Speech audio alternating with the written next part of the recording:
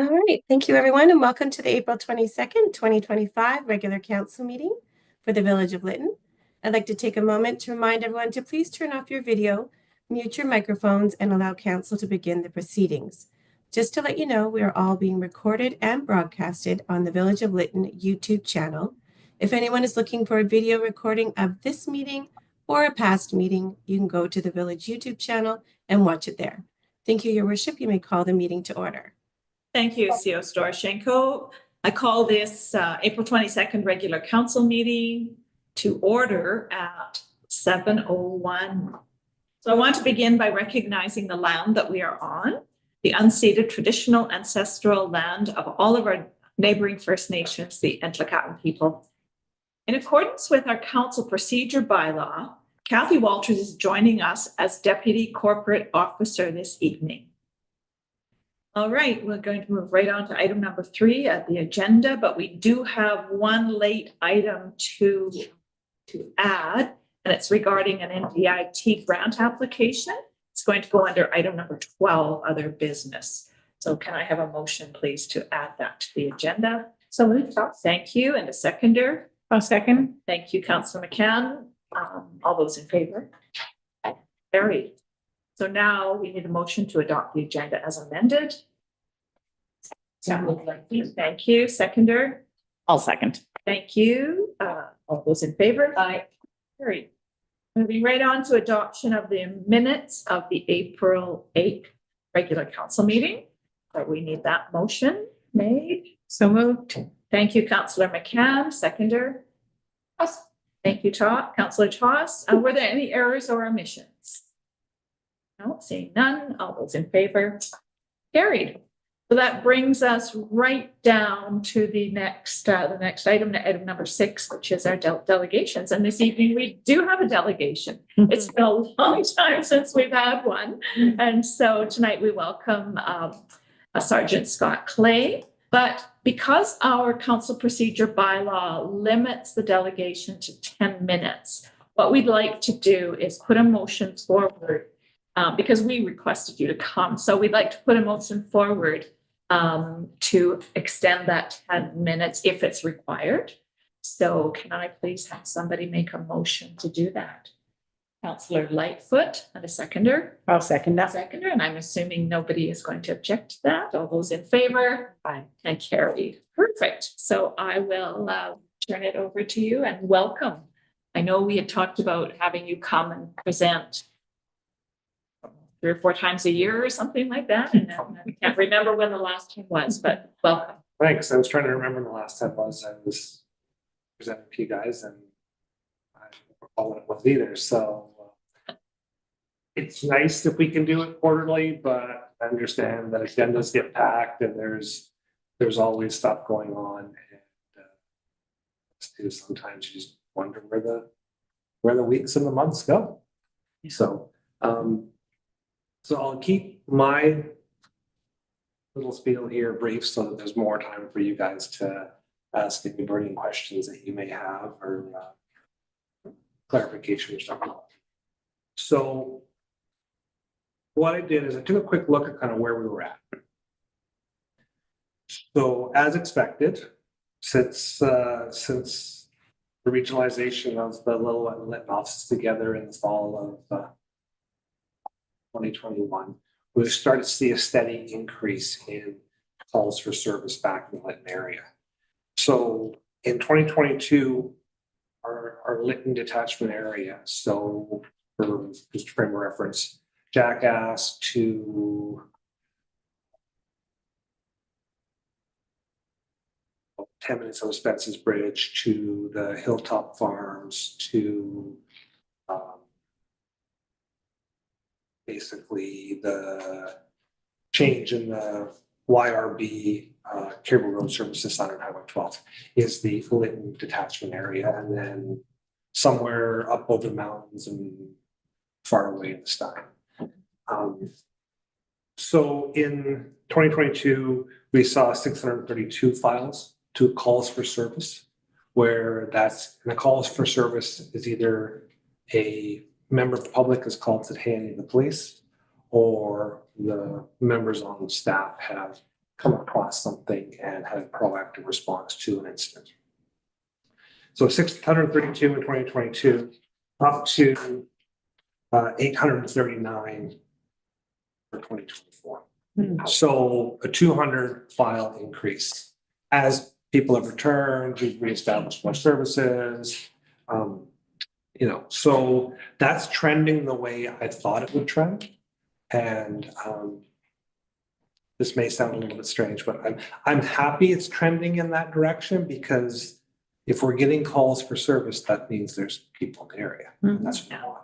It's unfortunate that they're calling the police, but if we're going to use it as a bit of a positive metric, okay? And I'm going to try to add some positivity to that. So within the Lytton detachment area, we break down how we keep our track of our. So in Lytton, we have a number of municipalities in our computer system. So we have, just a few of them. So we have Van Flats is labeled as its own municipality within our system. Lytton proper, Lytton rural on the highway, Nickerman, Spence's Bridge, Gold Pan, Boston Flats. They're not really municipalities in the true definition, but that's just kind of how they lump addresses in the area. So when someone makes a call, or we proactively find something and we put a street address to it, it will populate in our computer system under a municipality. So if we take our 839 calls for service in the entire area, 240 of those calls happened within Lytton and Lytton rural. So the village, highway, a little bit on Highway 12, excluding any LFN land. So we see how our numbers drop down. I can break that down further. So every year the government releases their crime stats index. And some municipalities get really freaked out because they'd be like, oh my God, municipality X is the most dangerous place in Canada. Williams Lake shared that honor a few times. I believe Vernon did at one point, but we have to look at how we actually have reported. So in our calls for service, if 240 of them are within the Lytton or Lytton rural area, not all of those are reportable files. So I can break it down even further. So of that, we only have 51 files that would actually classify as being reportable to the government under the crime stats. So those are things for like thefts, assaults, trespass, that kind of stuff. So all of that to say that even though we're seeing an increase of 200 calls from where we started in 2022, up 639 up to 840, we're not seeing like these crazy massive spikes in all kinds of nefarious stuff going on in and around town.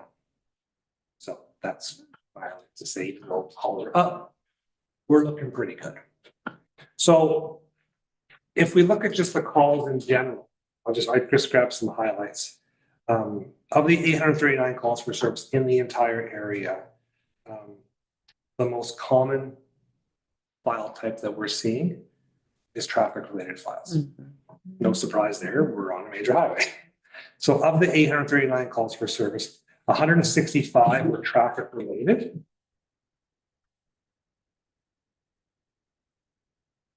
51 additional files were collision-related. And 21 additional files were impaired driving related. Now, that doesn't mean that in all those, that wasn't 165 tickets written, that wasn't 51 injuries and written off vehicles, and that wasn't 21 people who were suspected of or confirmed or investigated for being impaired. That's just the way the calls were done. We can get a call and say, hey, person X just left person Y's house and they were drinking and they're driving down the highway right now. We get those, and we will find that person, they're sober. It still gets classified as an impaired driving file. It still just gets proven or just gets coded in a way that says it didn't actually happen. So, if we look at that, that's 230-ish files right there in the area that are traffic related. So about a third of the work the guys are doing here is motor vehicle traffic related. So with that in mind, what we've done is we've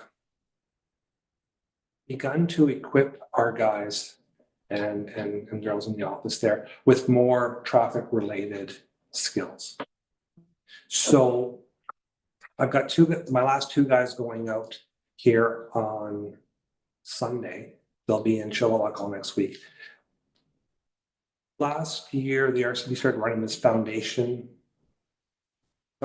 of Traffic week-long course for members in BC, where it's basically a intensive week of every general duty traffic related course a person's going to need to be able to do their job.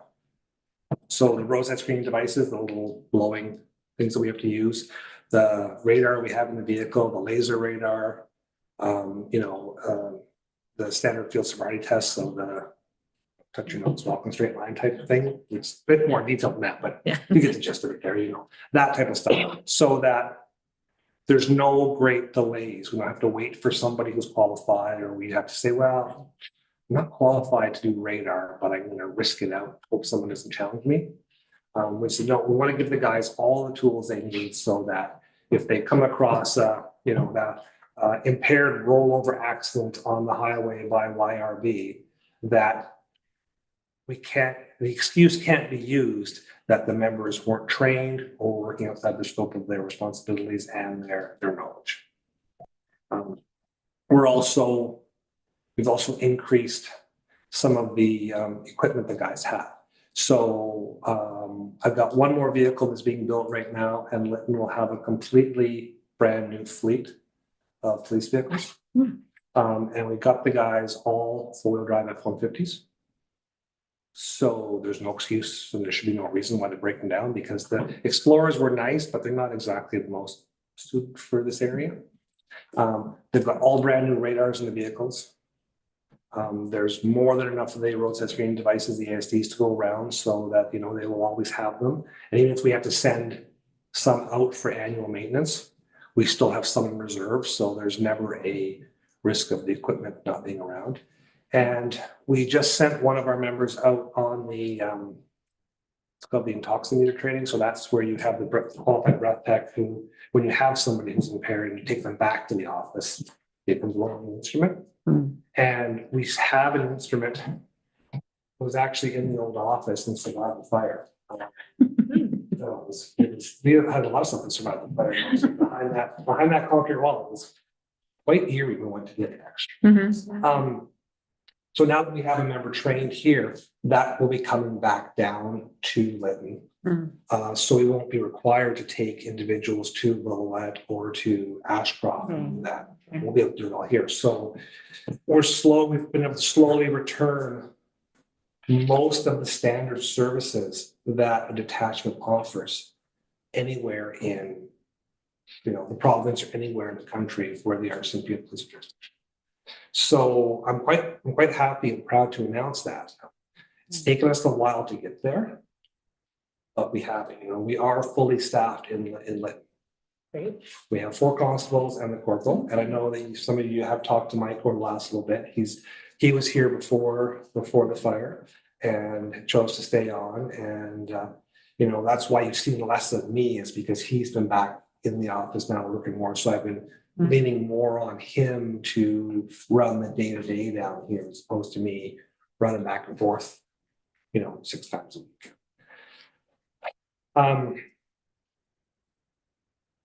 I guess that would be a good segue to the office. So we got the connections done 2 weeks ago.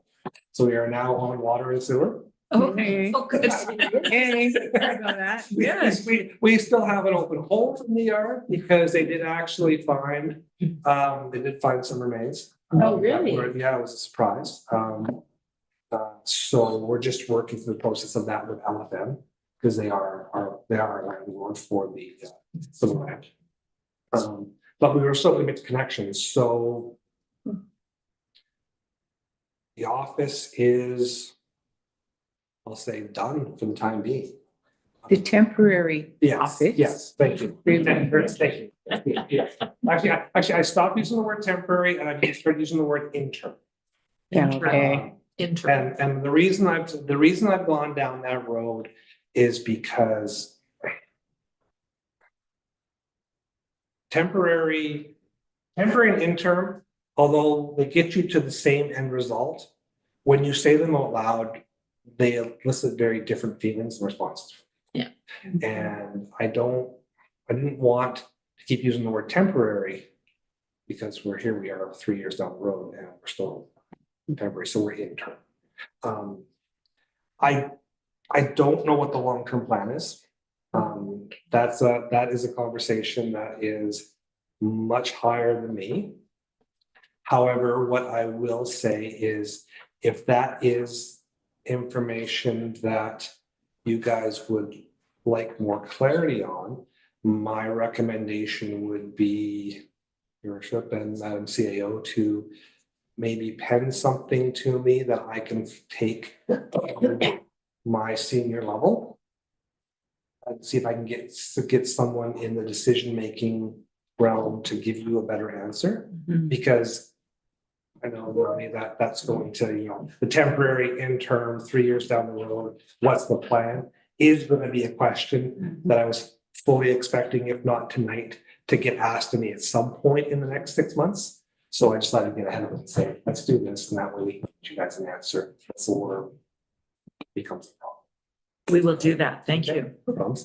But the office is fully functional. So we're set up now in there where we can do interviews that will meet the standard for court. We're set up where we can do fingerprints, which will meet the standard for both civil and criminal court. We'll be set up in short order to do breath samples, which will meet the standard for criminal court. We are fully set up with our digital access that meets all of the requirements for sending documents through to Crown or to the government or internally for us and receiving things back in. The front counter is set up full service, so for things like firearms licenses and whatnot there, assistance with that, public complaints. We have everything that we need in this office, less a set of working cells.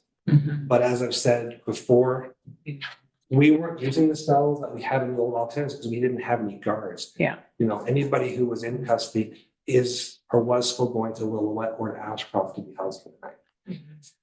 We don't have a great number of people from the Lytton area that wind up in jail overnight. I would say of the 200 prisoners we had combined last year, I should have looked up the exact number. Between Lillooet and Lytton. Yeah, people, I'd say 10%. So it's not, and really all that ends up meaning is that in the morning when we release the individual, the Lytton guys and the Lillooet guys meet at the YRB caribou sign Okay. and hand the individual back over, because we do drive everybody back. Good. To get them home. We don't just say, okay, you're released. Unless of course they say, hey, I want to stay in Lillooet for the day, then we just open the back door. If they say I want to go home, we make sure they go. Because it's not fair for them to be in another community, regardless of what brought them there, and have no pay. Yeah. So, yeah. I guess other pieces that we had pop up. So of the 839 calls, 139 were check well-beings. So that could be something as simple as, I haven't heard from my aunt in a week and I want to make sure she's okay, to, hey, Billy's in the backyard running around with a pipe on his head and I think something's going on. That's a little over 10% of the total calls. And that's pretty normal. So if I compare it to Lillooet, where there were 2,000 calls in the same time period, we were again at about 10 to 15% on check well-being there. So that's a pretty normal percentage normal there. There were 39 reported assaults. in the area for that time period. So that is a very generalized one. I mean, that could have been a regular common assault, you know, two people get into a fisticuffs. That could have been an assault causing where, you know, one guy picks up a 2x4 and hits the other guy or something, uses a weapon. Or it also does include any reported sexual assaults. So, you know, that if we look at that with the 839 files and 39 of them were persons crimes, I will say I'm pretty happy with that number in the sense that it's not really high, you know, which is good. You know, alcohol is one of the driving factors on a lot of our calls for service. And again, that's not unique to the Lytton area. We have the same issue in Ottawa, the same issue when I worked in Lytton's Lake, and the same issue when I worked out in Saskatchewan. Like, it's just one of those things.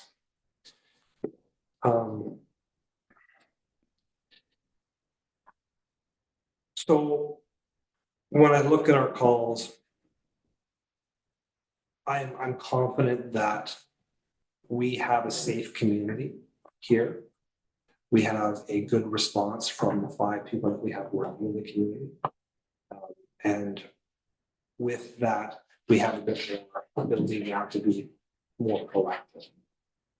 So that's part of the extra training with the folks in the office, do the traffic training, and then also looking at ways to encourage their learning and their interest. So every year we do learning plans with the members, and it's, you know, where are you right now? Where do you want to be? And how are you going to get there? You know, it's not how am I going to get you there, it's how are you going to get there? Mm-hmm. Because that puts the onus back on the member to say, I want to go and be better at this skill, and I need to do this, and I need this from you as the organization. So we put that back on our members, and the group we have here right now, they're pretty gung-ho. You know, they want to get out there and do stuff. They want to get out there and solve crime, deter crime, you know.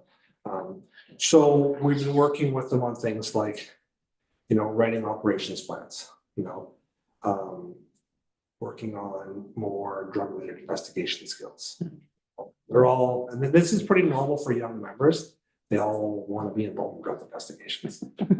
You know, get 20, 25 years into that organization, they realize, wow, drug investigations are a real pain in the butt. But, you know, they're all kind of interested right now. So that's where we get them into things like, you know, interviewing more people and working on their communication skills and their investigation skills and their surveillance skills.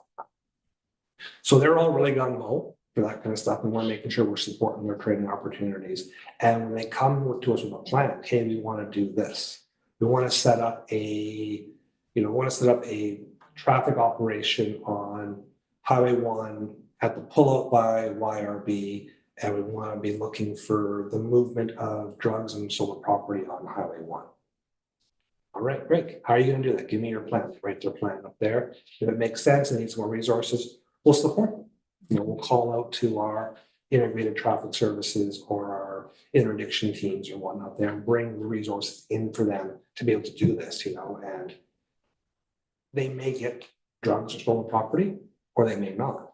But just being out there and being visible, it's good for the community to see. It's also good for them to reinforce their skills and reinforce their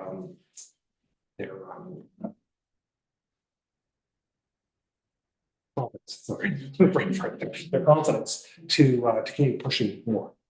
So we're going to keep encouraging that with them. With our staffing levels here right now, I'm not anticipating any transfers or change in level for about a year and a half to just about 2 years. So we're stable. The combined detachment area of Lytton Lillooet is fully staffed. We are one of the few provincial detachments in the province that is fully staffed. And we have been fully staffed more than not in the last 3 years. So I don't know how we got so lucky, because on top of that, we're not getting new members from Depot. we're actually getting experienced members that want to come and work in this area, which is great. Exactly what I want. You know, the last time that we had a new member from DEFRA was in Lillooet in 2022. Everybody else has come with service. Now, to be completely transparent, that service is usually between 2 and 4 years. So we're not getting like seasoned second. But that's also good too, because we're getting these gun members who want to be out here working. And who aren't just kind of riding the desk until they can pension out. So idealistic. You know, they're not jaded. You know, they're young, so of course we have to coach them and teach them. You know, like my oldest daughter is older than half of my office. You know. So I don't know if you want us to ask questions as Whatever we you go guys or want. wait till you're Whatever you guys finished. want. I mean, I rambled on long enough, so if there's Okay. stuff that you guys want me just to. Well, I'm curious of those, you said we have 4, and then you said 5 here, and I missed Okay, that. so there's 4 constables and 1 corporal. Oh, okay. So. And is Mike the corporate? Mike's the corporal. Okay, that's what I Yeah, missed. so sorry, sometimes I bounce between the two because when you look at the division of responsibilities, it is up to the 4 constables primarily to take calls for service. Mike as the corporal is there to fill in and back up as needed, just like I am. But in an ideal situation, Mike and I are the ones taking calls for this. We're not the ones getting called at 2 o'clock in the morning for the moose strike on Highway 1 or or the fight or whatnot there. If we are, it's extenuating circumstances. Either the guys need help and they want a supervisor because something's gone really wrong or looks like they're going really wrong, or we've chosen to take the files because we've let them go on training or we have days off or vacation and that kind of stuff. So of those 5 that are here, how many are living in Lytton? 4. Okay. Yeah, 4. So the only one not living in Lytton is Chloe. Yeah, okay. And her husband works for me in Lillooet. And that was just the way things unfolded when we brought her here. Because we didn't have the leased house or the purchased house. Right, and I think you shared that the last time. Yeah, so we still have the 1 empty house up there. And that is in waiting for us now for either the replacement for Chloe, or if we de-regionalize and go back to the sergeant being in here and separate from Lillooet. I just wanted to make sure that we had something ready for us, that we could make multiple decisions and we could go multiple ways without having to say, okay, we're going to do this. Good. Are there other questions? Oh, yeah. Councillor McCann. So when you're talking about housing, there are 2 lots out here that had housing on them. So is there a plan to replace those housing or what's going to go with those? What are you doing with the lots? So that I don't know. So housing is kind of a mixed bag when it comes to us, because we have to plan for capital expenditures. So what we've done as of late, and I'll use those as an example, of my 7 staff houses I have in Lillooet. 1, 2, 3. 3 of them are leased. To someone else? No, we've leased them from someone as opposed to buying houses. Oh, I see. Just like we did with the house that Drake's in up on Loring West. Yeah. We've been leasing houses. So we have the land here. I'm not sure what the plan is with it. Because obviously when we start looking at long-term footprint, if we are going to build a new office or whatever that looks like, we have to make sure we have the space for it, plus housing, and then we have to plan with those expenditures. And that's where engaging you guys with where that decision is made is the best way to go. Yeah. Councillor Lightfoot, sorry. Maybe you know, maybe you don't know, but I'm gonna ask, so if it was deemed that that property was inadequate for your future facility, how does the disposal of that property happen? Is the municipality given a preference to purchase it, or is it on open market, or? So I've seen and heard of that happening multiple ways. I've seen where they've done land swaps. I've seen where they've done gifting. I've seen where they've done first right of refusal. And I've seen where they've just kind of put stuff on like Buy Canada or whatever the website is. But what I would suggest might be a good question to come from the council and administration would be to ask that to the government, hey, you know, if you're not going to build lights, you know, is there an opportunity to do some horse trading, or can we, you know, that type of stuff. You know, the whole property, I've learned a lot about government property in the last 5 years. I will say, more than I ever thought I would, and I still don't even begin to understand half of it. Like we have an entire section down there that is real property, and an entire section that is leasing, and another section that is just projects and construction. You know, and it's a lot to navigate. So, Thank you.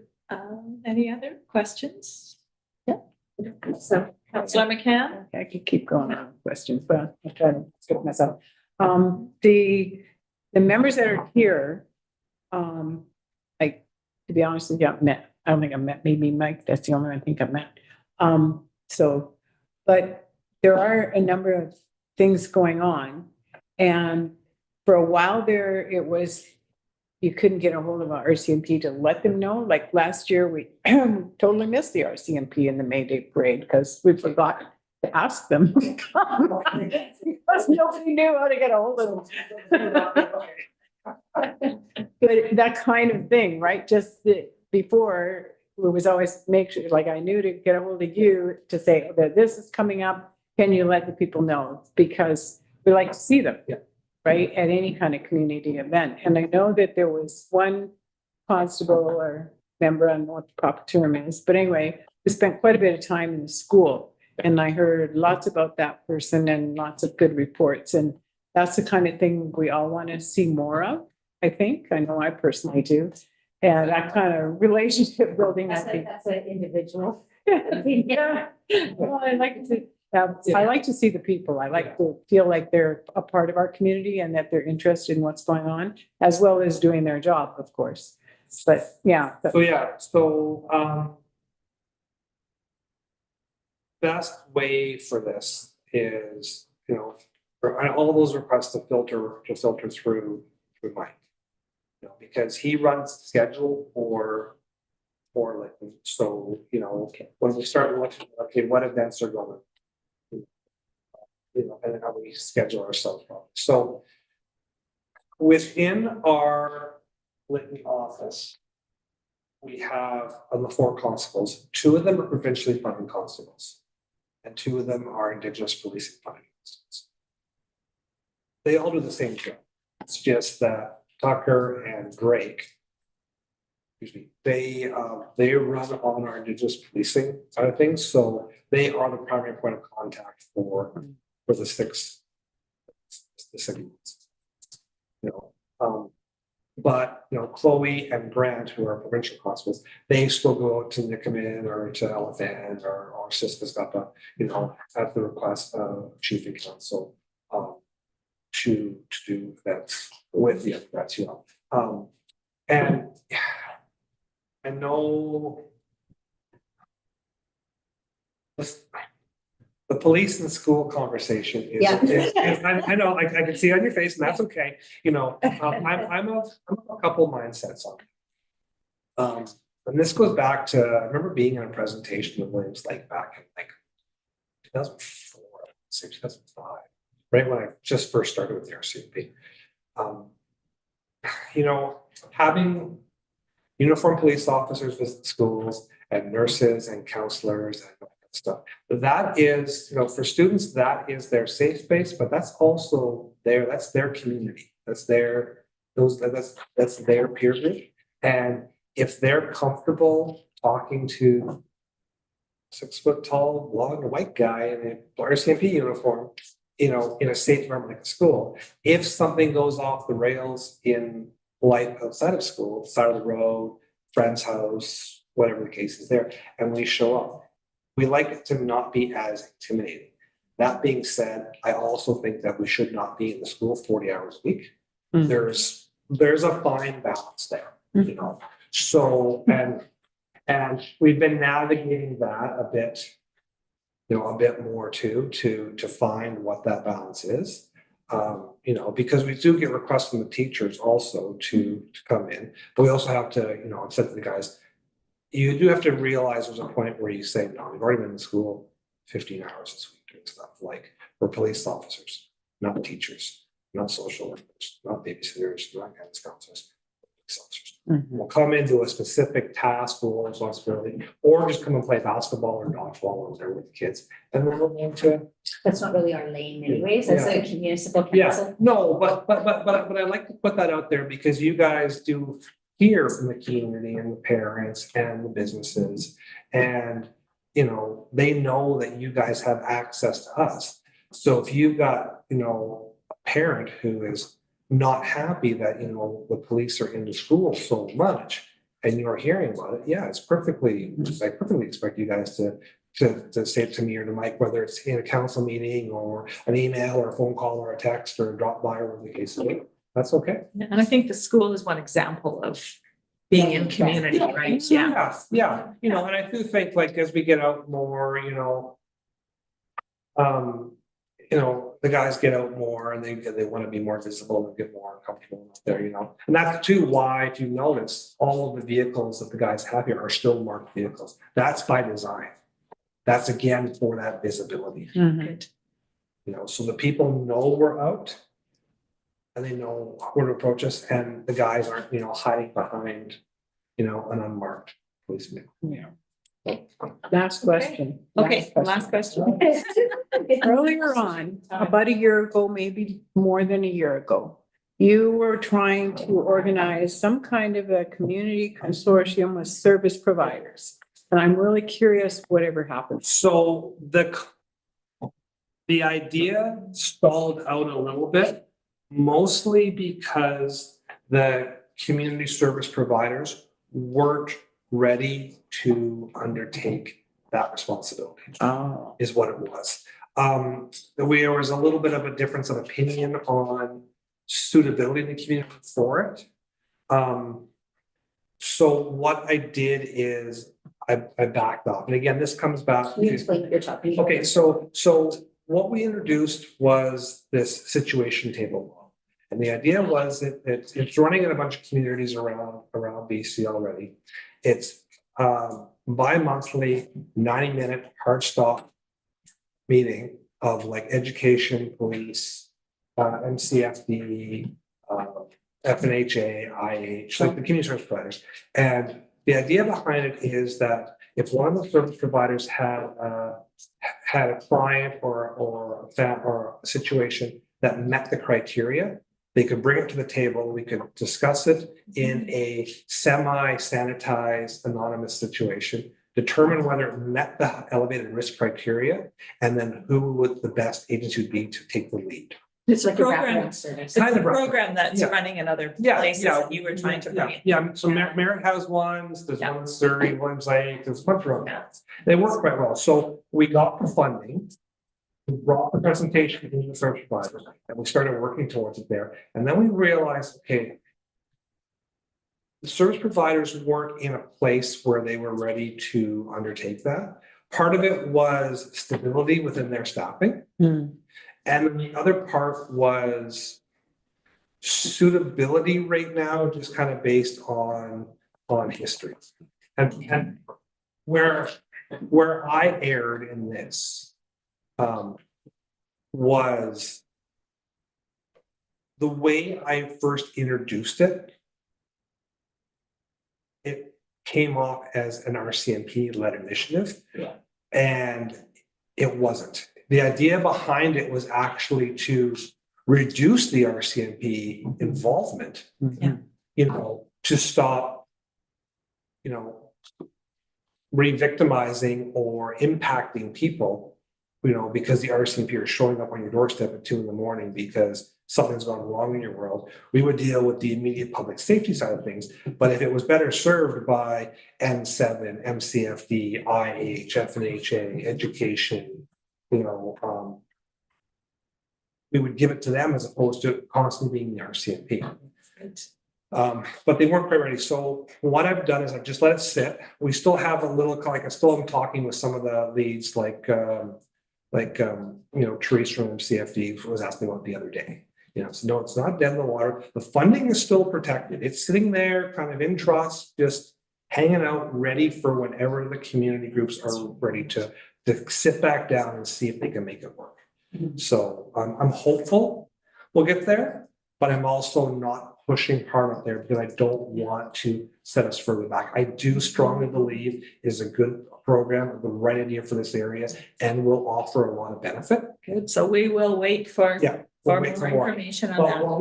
what we've done in the meantime to support more of the wraparound type services or the more community-based programming is we are looped in pretty heavy with victim services, constantly providing support for their training.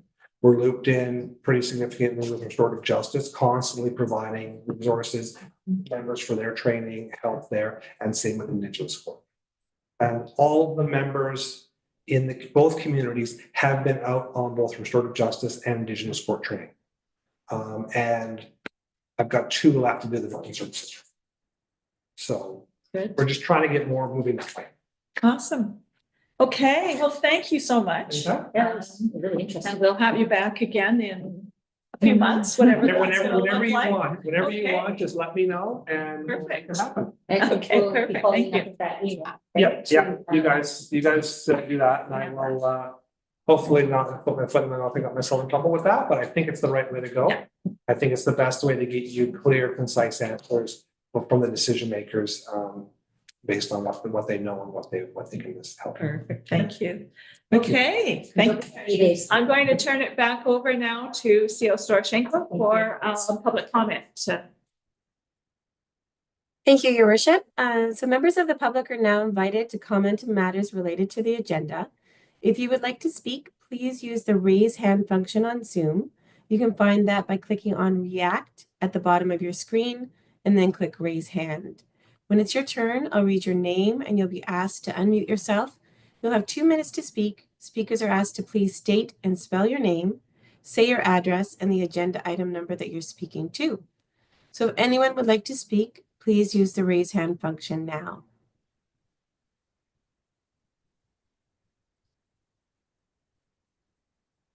All right, I'll call for a second time. If anyone would like to speak, please use the raise hand function now. Your Worship, is there anyone at Parish Hall that wishes to speak? No, there's not. All right, so thank you. That completes the public comment portion of the meeting, and back to you, Your Worship. Thank you. We'll move right on to item number 8, staff reports, and we have CIO Monbriquet regarding the KPI reporting. Thank you, Mayor Key O'Connor. performance indicator. I had to stop and think what it is. Thank you, Mayor O'Connor. Good evening, everybody. The first item that we're discussing tonight is the reporting against the key performance indicators in the annual plan. So at our last meeting, we approved the annual plan, and the first quarter ending March 31st was already behind us. So the results against the initiatives are included in the council report. Now, I wasn't planning to go through the entire table. At this point in the year, you know, it's still fairly early. Some of the initiatives are underway, but you know, we haven't made a ton of progress against them yet because it is only April. Most of the items that we've been making kind of the progress on will be in my next report on the capital projects updates. But in this report, you know, we have the, you know, we've put in there the rebuilding statistics around buildings occupied and permits issued and things like that. You know, there are we did make some progress with service agreement with the TNRD for building official services. So that has moved ahead. We have hired an economic development officer. We've actually called it the director of development, Carolyn Lamont. So some of those other initiatives, we have made some progress on. So I'll just leave it at that and answer any questions that anybody might have. Thank you. I did find the chart very, very straightforward, but let's put the motion on the floor, please, to receive this report for information. Councillor Lightfoot, seconder. Councillor Toss. Are there any questions or comments for CAO Member Cat regarding this? No. Those in favor? Carried. Thank you very much. We will move right on to the capital projects update. Thank you, Mayor O'Connor. The capital projects update that we're now including monthly in the council package, just keeping track of our 6 major capital projects that we have underway. I'll just run through some of the information that's included in the report. So the first project listed is the community hub, and some of the recent activity with that project is we completed some interviews for a cultural advisor.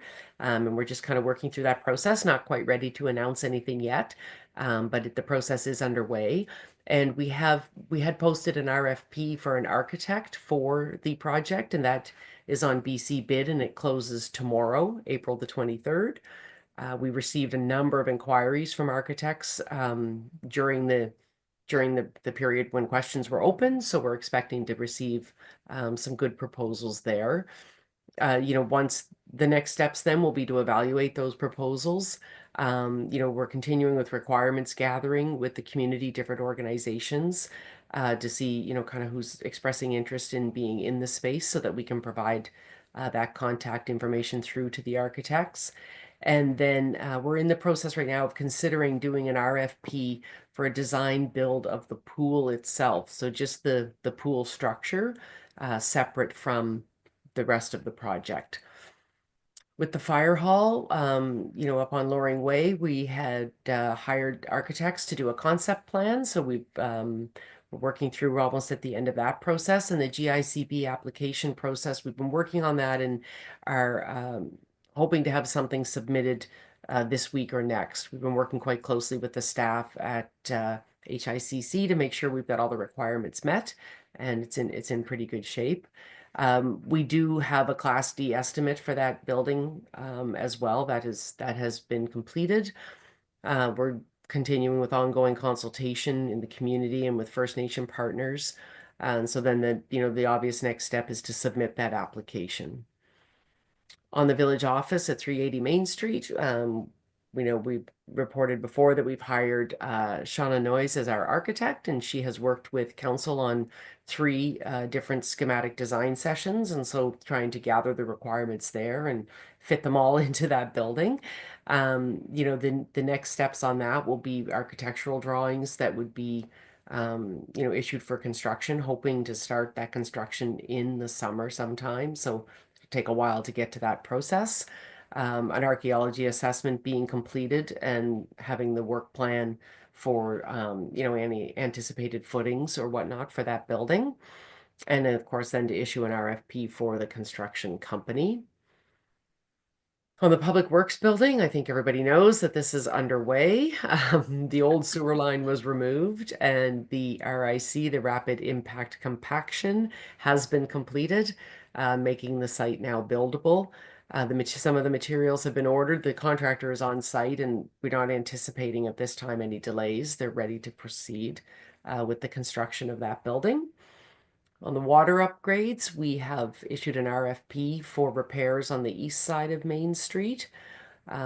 We have also posted a request for qualifications for a water wastewater design engineer. So the idea is to request proposals and then select 3 firms that would be then eligible to quote on work for us as we go through. So what it does is we use a competitive process to choose the 3, but then when we actually need to move forward with some work, requesting the quote is a little bit quicker and allows us to proceed faster with those projects.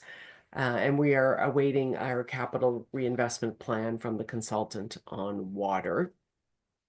So then the next steps will obviously be to design the repairs that are identified and RFP contractors for that. On the sewer upgrades, we have signed the contract for the River Road sewer main replacement. The contractor's ready to start. We're just waiting the final approval of the archaeology work plan. So that's been submitted and we're expecting approval any day now.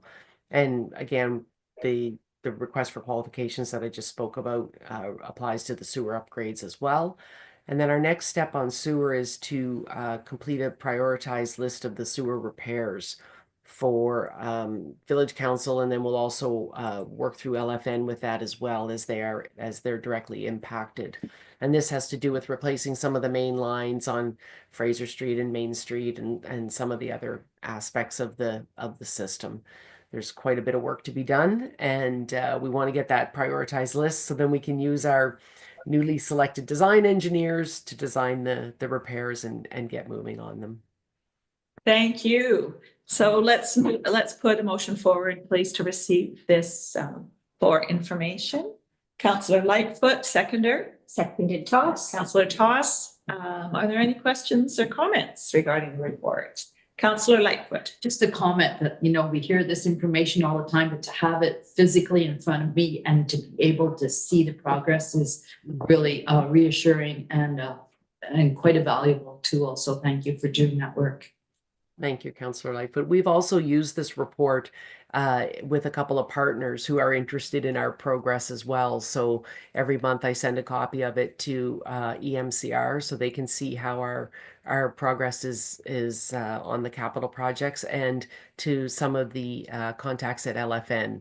They receive it as well so that they can see what we're doing and where we're at with all the different projects. So it's useful for a couple of different purposes. Good. Are there any other questions or comments? All those in favor? And carried. All right, we move on to financial. Number 8.2.1, the monthly reporting, the provincial contribution agreement. So this is our monthly report on the EMCR contribution agreement.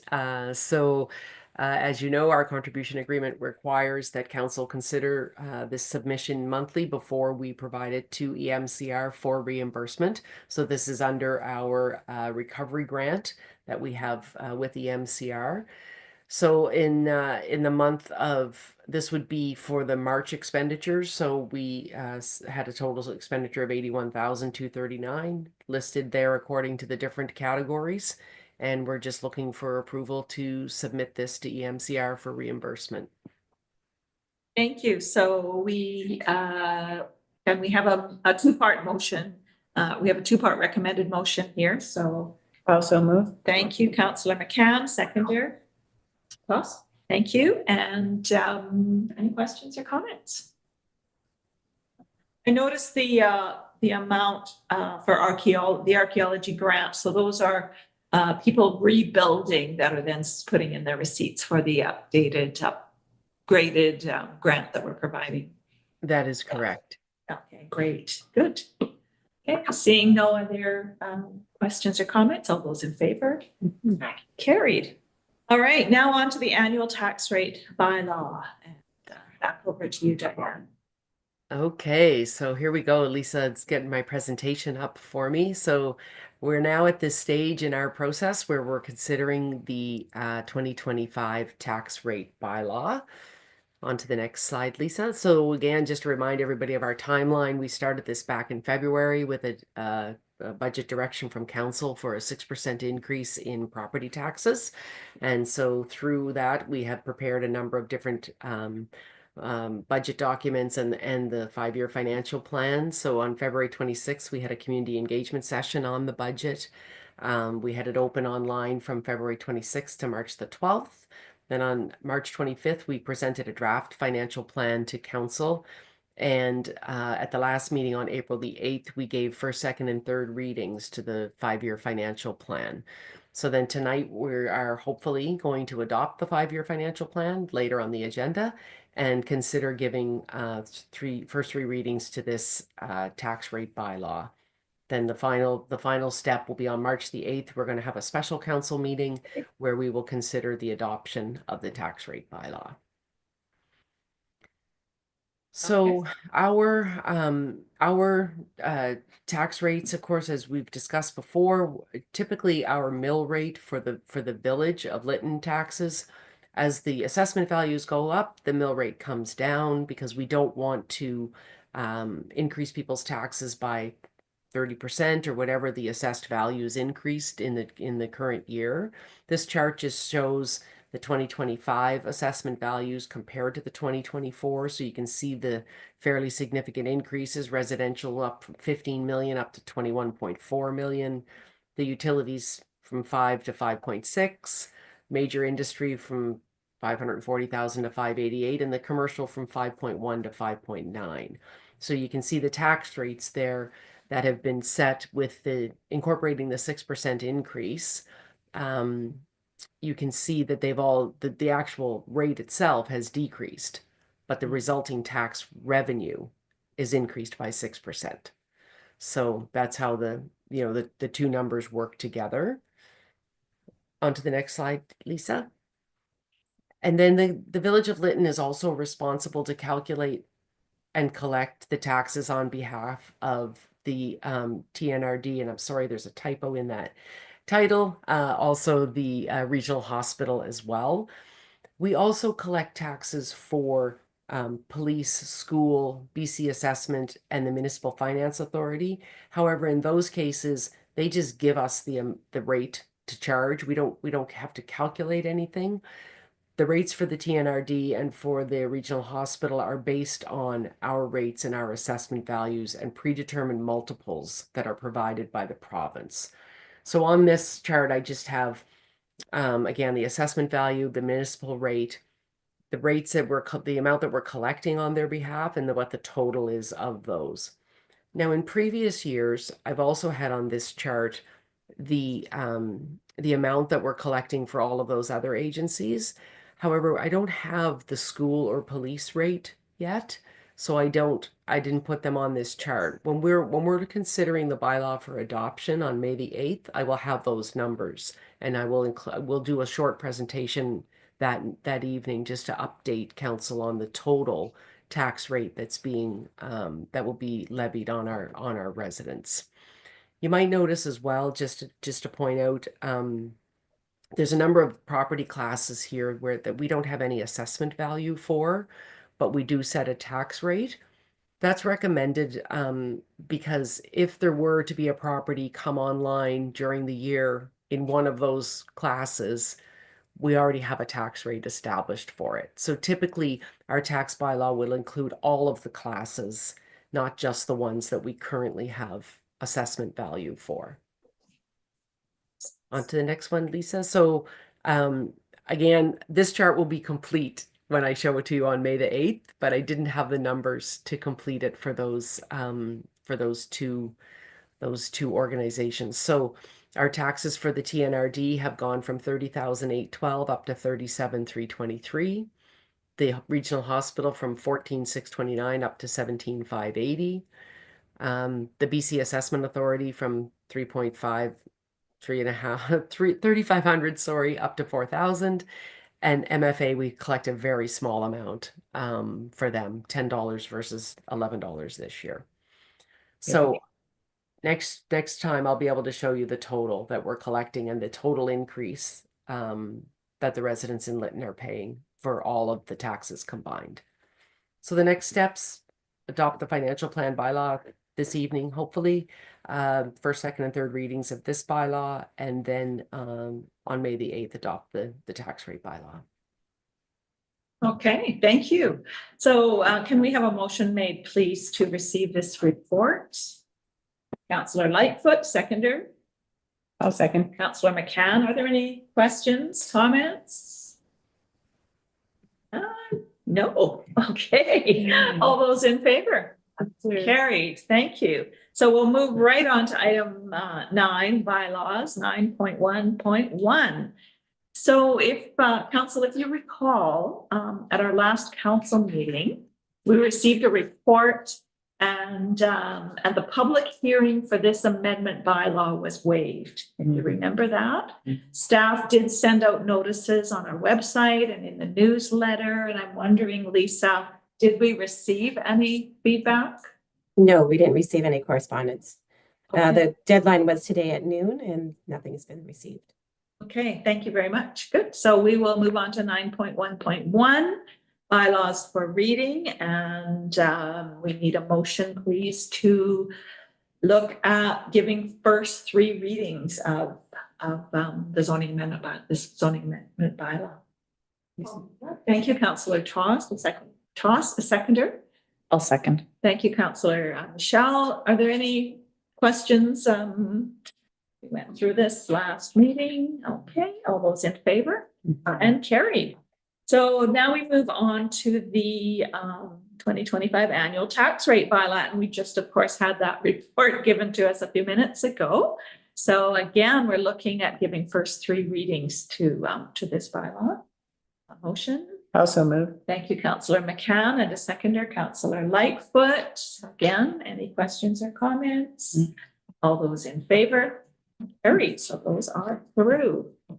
Good. And the last one I have here is a bylaw for adoption. So we've already given it the readings, and this is the financial plan for 2025 to 2029, the 5-year plan. And a motion, please, to adopt. That would be Councillor. I'll make the motion. Councillor Michelle, and a seconder. I'll second. Thank you, Councillor McCann. All those in favor? Carried. Now we move on to correspondence, and we did have a couple of pieces of correspondence this meeting. The first one came from Tyler Bannock, who is the through CN Relations regarding some network upgrades. And this is a report or letter that came for information. So if we could have a motion, please, to receive this information from CN for information. Councillor Lightfoot, seconder, Councillor Toss. Were there any comments regarding this? Council? All those in favor? Carried. And the second piece of correspondence came from the Holdermans and regarding the Canyon Cruise during the May long weekend on May 18th. And we did receive a letter here. And so it came as information. So a motion, please, to receive it for information. I also move that. Thank you, Councillor McCann, and a seconder. Toss. Thank you, Councillor Toss. Now, are there any questions, comments regarding this? We did have a follow-up. Did you know that? Yeah. Email as additional information. Yeah. So are we? So we're just they, as far as I can tell, they haven't requested anything except for the second follow-up. They did request a couple things of council. Some grass cutting on the west side of the Totem Motel site and use of a village generator to support the event. But other than that, there's no other requests here. So let's look at the first one, which, well, comments, Councillor Lightfoot. I see the map that's attached to the correspondence and I don't understand what it's supposed to say. It's got a dotted line that goes up second and then it looks like it goes on to property, but there's a house built there right now. So I'm not sure how that works. I think that's where, so I'm not clear and I'm wondering if maybe we should ask for more clarity from the proponents. In specifically what they need. I know the new letter asked for the use of the generator, but cutting grass on the west side of the Totem Motel site, I don't understand why that would be required. Yeah. So are you suggesting we ask staff to reach out to ask for more clarity? I have 2 things that I would suggest there. Yes. Okay, let's. But I'm interested in Councillor what Councillor McCann has to say. I would Yeah. definitely ask what we're saying, that staff contacted the parties and say. I would also like to recommend that this group speak with the May weekend organizing committee so that they're all on the same page. And I did recommend that yesterday when I saw Mr. Polderman, but I don't know that he'll do that. But just nonetheless, I think that would be good advice for whoever is speaking with these two to just say, there is a committee. Donnie Sam is in charge of it. He's quite available. If you would be reaching out to him, perhaps coordinate things and you might have, and then maybe you know what you want from the village. If you've had a chance to talk to the committee about how the whole weekend is coming together and where your part fits in.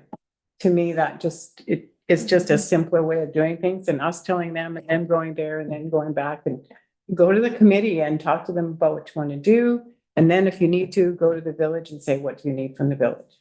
So between the two of you, are you looking at making an agenda to Sure. Motion. or ask staff? I hope that that's clear for staff. Right? So the motion is to ask staff to reach out to the two organizers of this event and suggest that they contact the organizing committee about their event during the weekend and that they come back with a specific request of the village after that. Okay, great. Any other comments or questions regarding this? I'm guessing that, sorry. Councillor Thomas? Thank you. I'm guessing that the amount, because I concur with, Councillor Lightfoot, that I couldn't quite understand what it was getting at, but that would be nice to have some clarity as well. I am concerned, when I see the map, when I see parking, and I can't quite tell what they're talking about parking, whether it's on the street or on properties. Mhm. And I think another piece of advice would be to remind them that private properties are just that, private properties. Without permission, we don't go on them. Yeah. Are there other, okay, seconder, sorry for that motion. We missed that. Oh, sorry. I'll second. Thank you, Councillor Thomas. Thank you. And any other questions or comments regarding that? Councillor Lightfoot. I just want the organizers to understand that I believe most of, I believe council thinks it's a good program, and I know there was a lot of success and interest last year.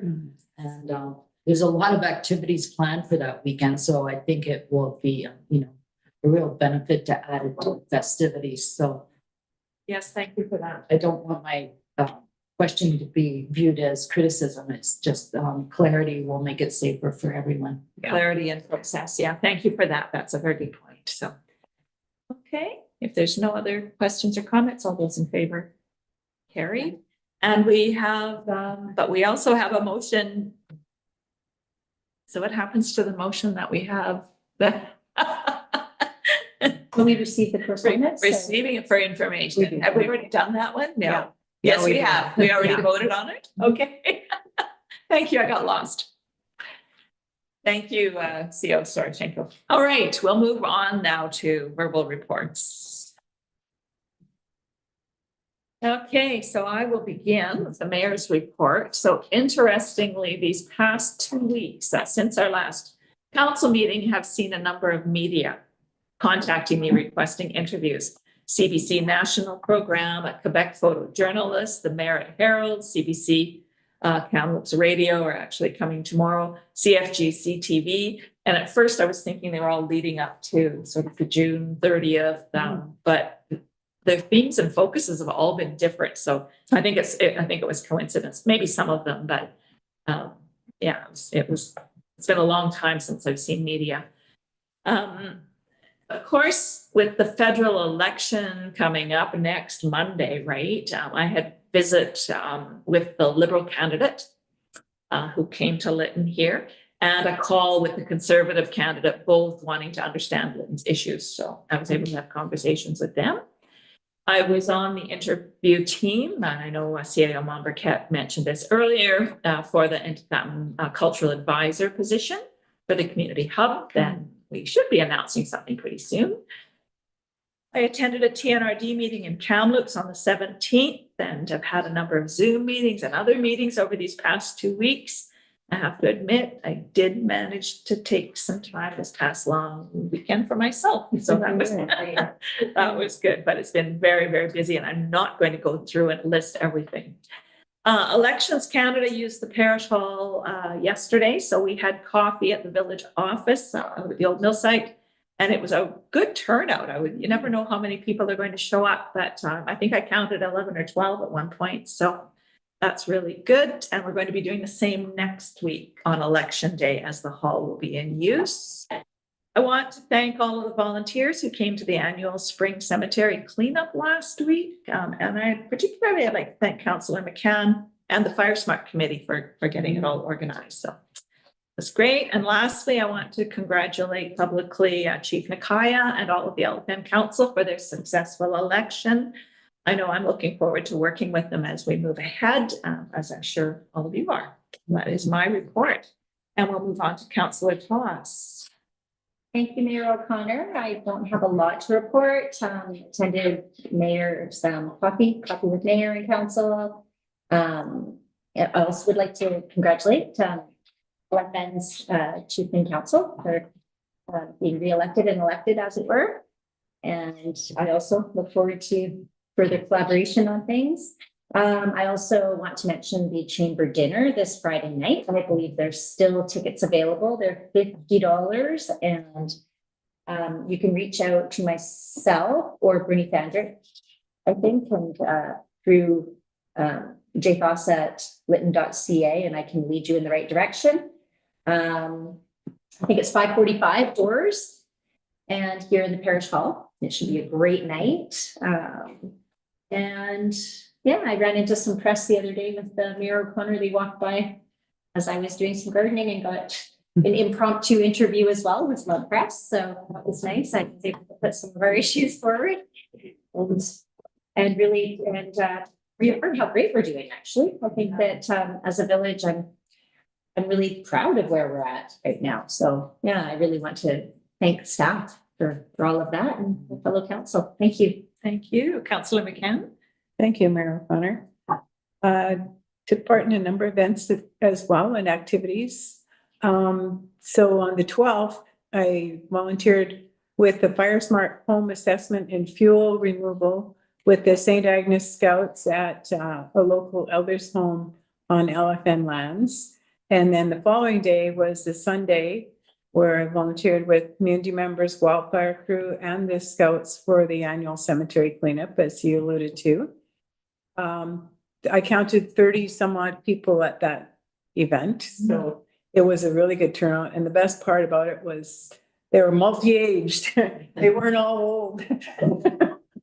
So we got done really fast. It was the fastest we've ever finished, I think, and literally finished the cemetery. Normally, we don't even get done.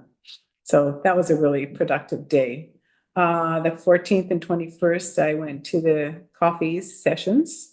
On the 15th, I joined Mayor O'Connor and Councillor Lightfoot in a walk around with the Liberal candidate. On the 17th, I went out to the Battlefield Hall to a presentation that the Transition House was doing.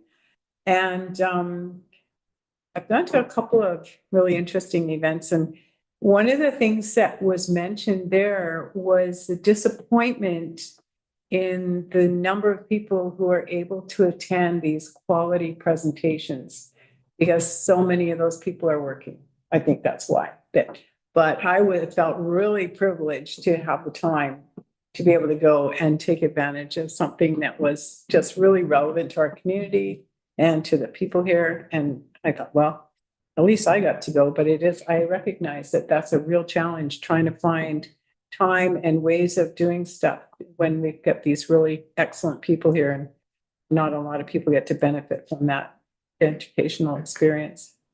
I'd like to express my gratitude and appreciation for the efforts of many who came together on the weekend of the 12th and 13th to help reduce fuel in and around our community.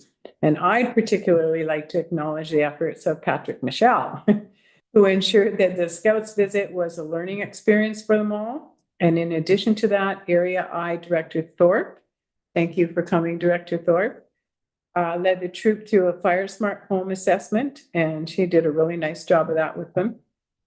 It is so important that the future generations understand the importance of fuel management and Fire Smart principles. Thank you. That's my Thank you. 2 cents for tonight. Councillor Michelle. Nothing to report. Okay, and Councillor Lightfoot. Not a lot to report on. I was able to put a few hours in the cemetery cleanup, and it was an impressive group of people there. I had coffee on the 14th, and on the 15th, I was able to walk around the community with our Liberal candidate, with the mayor and Councillor McCann. Other than that, I'm just at home enjoying the spring blossoms and looking forward to an abundant fruit season ahead. Great, thank you. All right, we're going to move on to item number 12, other business. And if you remember, we amended the agenda to add in the NDIT grant application for the Two Rivers, regarding the Two Rivers Community Service Society project. And I believe we have Caroline on. I'll take myself out. So you need to make a statement, I believe. Oh, I have to leave. Say, you need to say, I'm leaving because. Oh, I'm leaving because I'm the Conflict. president of the Two Rivers Community Service Society, so I might be in conflict here. So Okay. I'd love to hear what happened later on. We will let you back in. All right, so Caroline, there you are. It's my first virtual presentation, so be kind. Good evening, Mayor and Council, village staff, and the community. There has been quite a bit of interest from council and staff in looking into the Northern Development Initiative Trust, which I got to learn was an independent economic development funding corporation to stimulate growth and job creation.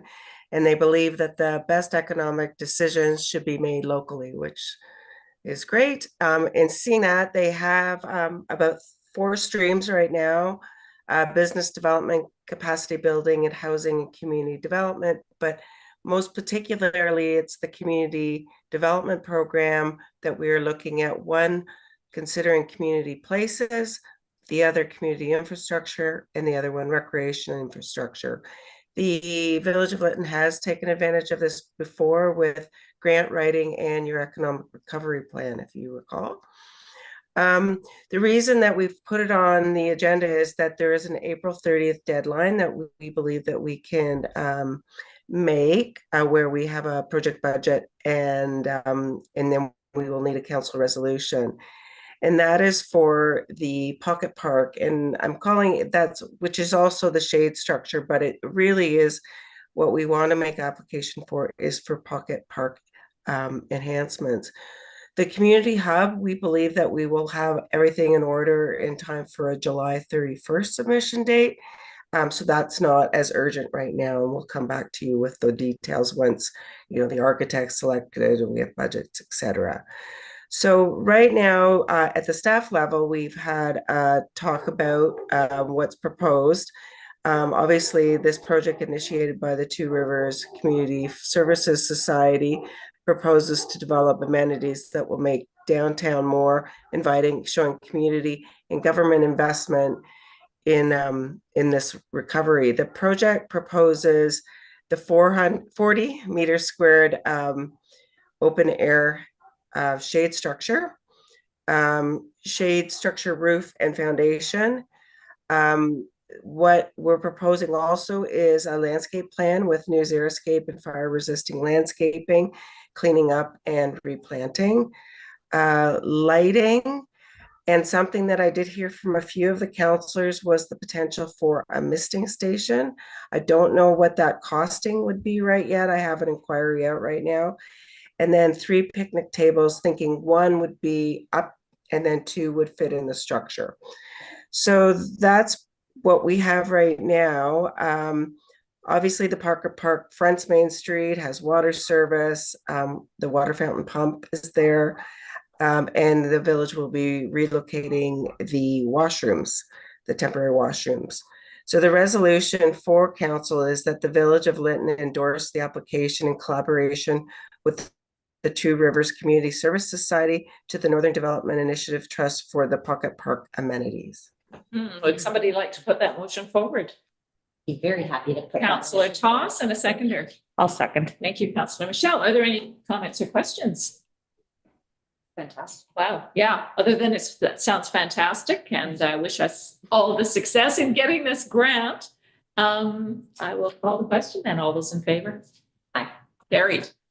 Good luck with that, Caroline, and thank you very much Thank you. for your work on it. All right, we no need to come back, Councilor, you have to come back, thank you, Councilor Lightfoot. And we are going to be moving shortly into closed meeting. Brings us to the end of our open meeting.